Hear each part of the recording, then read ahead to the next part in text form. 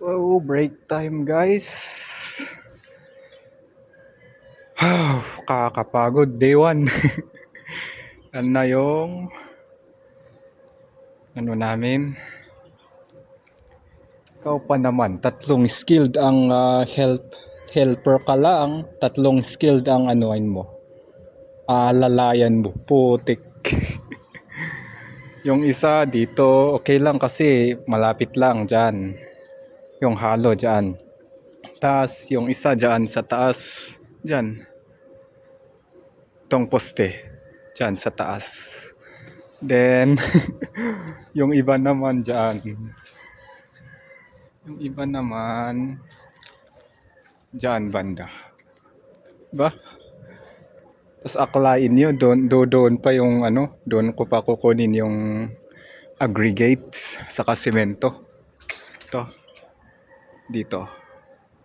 Diyan ko pa kukunin yung aggregate sa semento. Diba? Nakakaumay. Putik, mas malala pa to kesa sa buhos Wala eh. Para ding buhos. Sakit ng mga katawan. Ihalo mo. Ikaw mismo, ikaw ang bubuhatin mo lahat. Yung mga aggregates. Then to, semento. Galing dyan. Des, pupunta mo dito. Hahaluhin mo. Then, kukuha ka pa ng tubig dyan sa drum.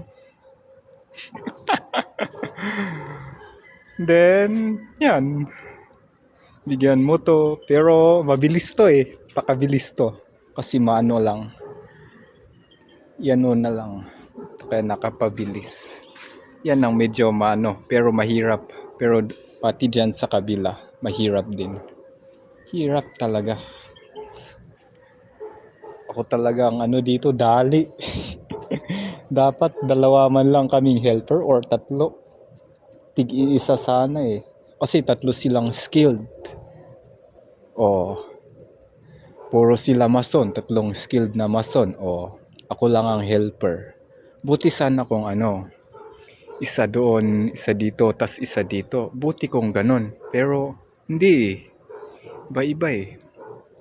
Kaya mahirap kasi mabilis pa sila Kaya wala ka talagang pahinga. Talagang dire-diretso. Kung sabihin lang, kung talagang yung mag-break time na talaga silang tatlo, doon ka lang magpapahinga.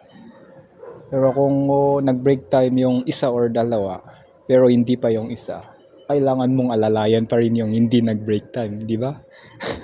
Unfair. Kalabaw, para tayong kalabaw dito eh. Mas malala pa sa buhos. Anong oras na ba? 7, 8, 9, 10. So 3 hours pa lang ang kasi nag-start kami nung 7 AM. Ang oras ngayon is 10:01 AM. So 3 hours na ang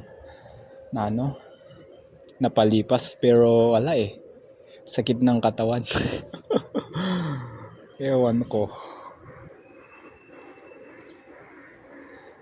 Tsaga-tsagahan ko na lang. Wala nang iba eh.